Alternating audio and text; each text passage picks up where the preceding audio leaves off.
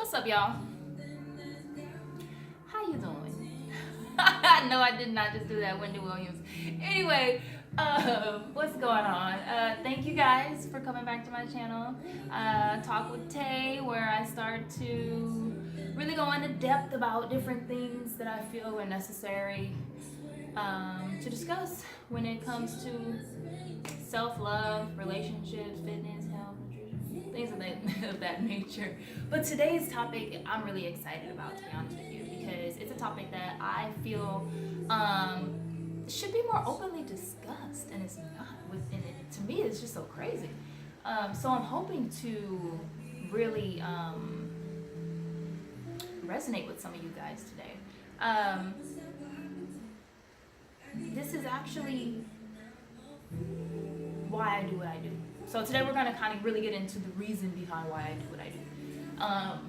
Confidence and insecurities. Can y'all tell me at what point in your life, our lives, were we supposed to grasp this lesson? Was it in like the student leadership class or something in high school? Because I feel like there's so many of us that just don't have the tools or even know where to find the tools to build self-esteem and confidence.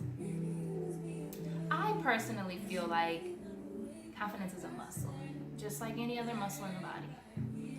You try to pinpoint it and build it and do different things to make it stronger, then it's going to be more readily available to you whenever you need it. Confidence is going to be right there on your shoulder, like ready to jump in on the clutch once you start to feel nervous, because it's built up that strength. And that takes time, but it also takes the knowledge and learning how to isolate it, pinpoint it, and build it. No, but for real. Serious topic, but I'm gonna try to keep it light and cool up in this joint. But yeah, confidence is a muscle. Now, don't construe confidence with conceit, because there's a big difference. Well, I'm over here talking about confidence, not trying to allow you to find a way to feel like, you're better than everyone else. No, I'm talking about confidence. There's a quote that says, there's a thin line between confidence and arrogance, and it's humility. Confidence smiles while arrogance smirks. Did you grasp that visual? If you grasp that visual, then I don't need to go any further into details.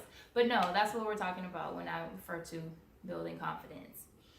I feel like it really just starts with self-reflection. You have to be able to look into the mirror, come to terms with the fact that, girl, nigga, man, I'm not perfect. We're not perfect. I'm not perfect. You're not perfect. Nobody is perfect.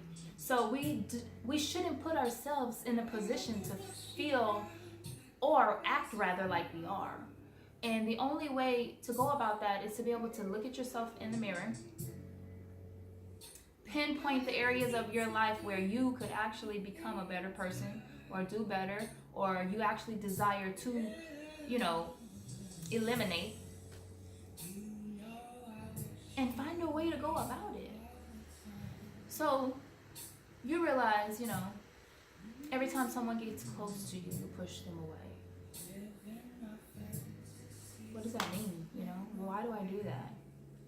The truth of the matter is, when I was growing up, when I was young, I didn't really feel that love in my household. So when someone shows me love, I feel like I got to push them away. It's a foreign feeling to me. That's what you're saying when you look at yourself in the mirror. Or how about this situation? Dang, I keep finding myself in these toxic relationships where the person beats me down mentally, spiritually, emotionally, physically. Why do I keep doing this to myself? That's a real ass conversation right there. These are the kind of conversations you need to have with yourself, and you really need to try to get in tune with, so that you can really go inside of yourself and unlearn whatever it was that made you that way in the first place. And it's not easy. Self-reflecting purposely being on a mission to improve your self-esteem and your confidence is not easy. That's why there's so many broken people walking around in the world right now. Because it's a hard job to really look at yourself and come face to face with who you are. Whew. Nobody wants to do that. Sorry guys, I keep looking down because I have some bullet point notes because I really want to make sure I address everything in this topic, because again, it's not a topic that I think we talk about enough. So I want to make sure I hit everything. Anywho, constantly self-reflecting, it's a work, you know. That's why you can't do it on your own. You have to surround yourself with a circle of people that you know are going to hold you accountable, because they know you well enough to know when you are being or are reacting at your higher self, or are you succumbing to, you know, excuses or blame. That is honestly one of the, if not the most important requirement for people in my life. I have to know that you're gonna keep it real with me, 100. Like if I don't need a sugarcoater in my life. I don't want anybody in my life that's gonna see me fuck up or see me act inappropriately and not tell me. Like me, I'm gonna tell you in a heartbeat, and I'm gonna try to make it come across as you know, sensible as possible, but I'm not gonna let it fly. If I see you behaving in a way or doing something in a way that is beneath you, I'm gonna tell you. And this is kind of tricky though, because you have to make sure that your circle of people come from a place of love. They're not telling you about yourself in a way to belittle you or to draw onto your insecurities. That's how you know the difference. If they're for you and they come from a place of love, it actually makes you want to become better. It makes you want to do better. But you know when they're coming from, or actually, let me rephrase that. If they speak and tap into your insecurities, they're not your people. So when they try to tell you about yourself, are they causing you to become more envious or jealous or think less of yourself, possessive maybe? Does your job make you feel unworthy or that you can't accomplish more? Does the PTA group that you're in at school, do those moms make you feel like you're not, doing a good enough job? Drawing into those insecurities? If so, you gotta let it go. You have to, because putting in the work to become a better person is hard. It is so hard in itself. And then if on top of that, you're over here dealing with people, places, or situations that are only further engaging your insecurities, you ain't never gonna win that battle. You're not. And you might as well settle with being or lacking self-esteem for the rest of your life and having a mediocre life because you don't have the confidence to fight for more. You gotta drop those situations. You gotta let it go. You can't let fear get in the way of something that you really want for yourself. Y'all know we got one life, right? One. Ain't no do-overs. Here's a story. Before moving to California, I bungee jumped for the first time in my life. I always wanted to bungee jump, and then the opportunity finally came to me. So I took advantage of it without a second thought. That's the crazy part. I didn't even let the idea of falling from the sky towards the damn ground scare me, because I've always wanted to do it. So I sign up. I'm strapped up, ready to go. Now I've stepped out onto the ledge. I'm holding on. I'm hanging on.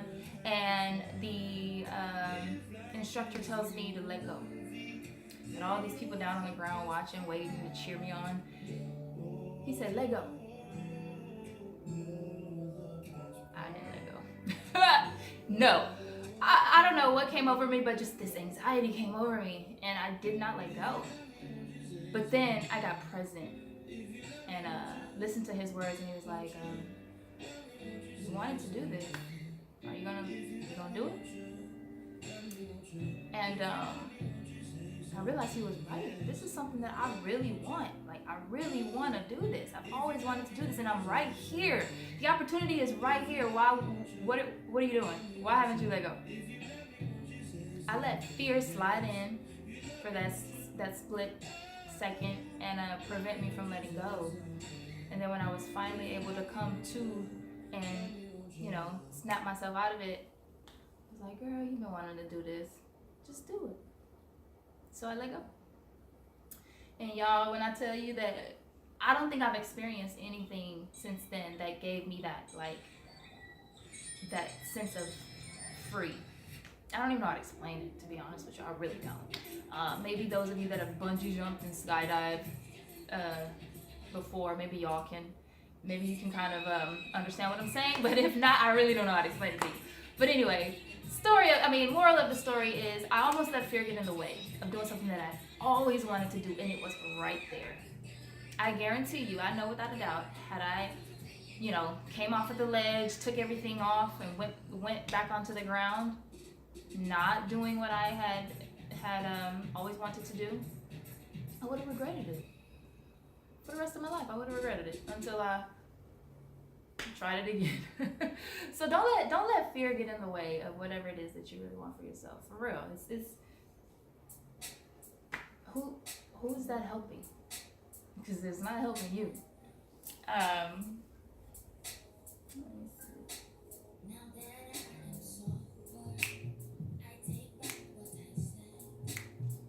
I read a quote. If y'all use this, make sure you give me my credit. That's all I got to say. And it goes, when you go against yourself and you win, this is the self-reflecting that I've been telling you about. When you go against yourself and you win, there is nothing else on earth that will intimidate you. Nothing. Do you understand that the relationship and the fight that you have with yourself, pushing and fighting and doing everything that you can to love yourself, that's the biggest battle you're ever going to face in life.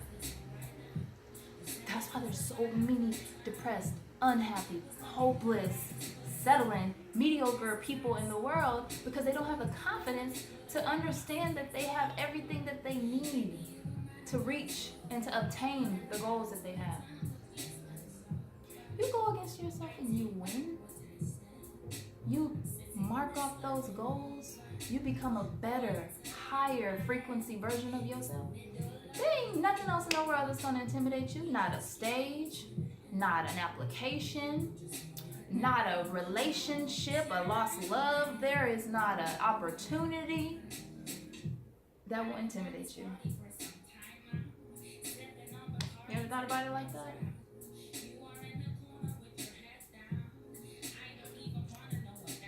This is really why I do what I do. In terms of fitness is basically confidence manifested in a physical form.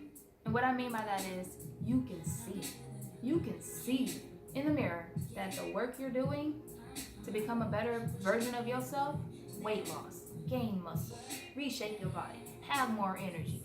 You can see it. You see that it's working. And this, y'all, I cannot tell y'all how many clients I've worked with that just by them looking in the mirror and seeing that things are working in their favor, finally the confidence that it builds in them, the energy that they start to give off, they become better women, better people, all because they feel better about themselves. That's why I do what I do. I just want to teach people how to feel better about themselves, because it's a chain reaction. You feel better about yourself, you're no longer going to be judging that person or lying on that person or in that person's business. And guess what? You're no longer a nuisance for them. All because you feel better about who you are. Ain't that something? Gang of trolls on the internet. Guess what? I guarantee you none of them have the confidence that they wish they really had. How can you be a confident person and you look onto someone else, into someone else's life and find something to judge and hate?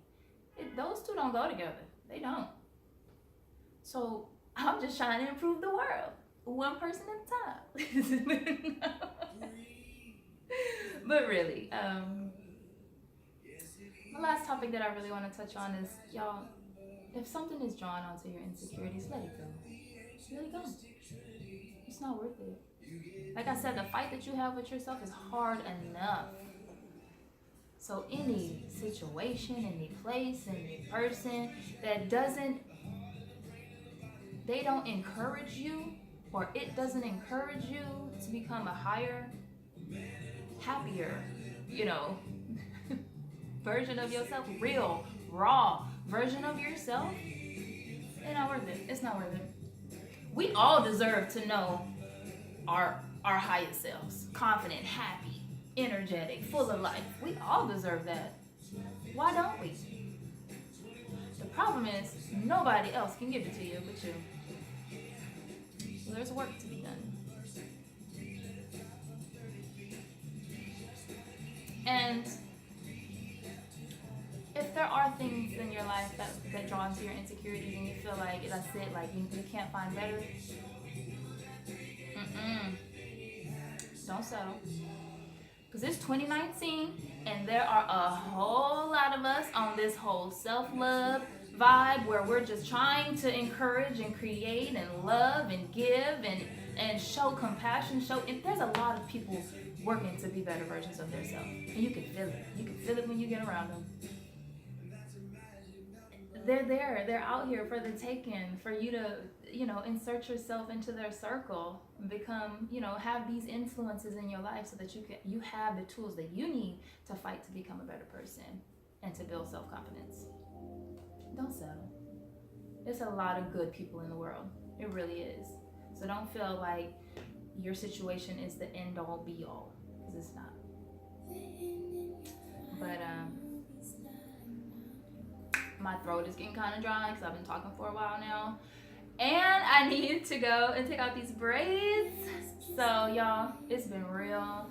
I really hope I touched base on some things that really resonated with some of you. I hope I'm encouraging, even in the slightest bit, to work on your self-esteem and confidence if you need it. I hope I'm encouraged or have encouraged you to pinpoint your insecurities and find a way to unlearn that stuff about yourself.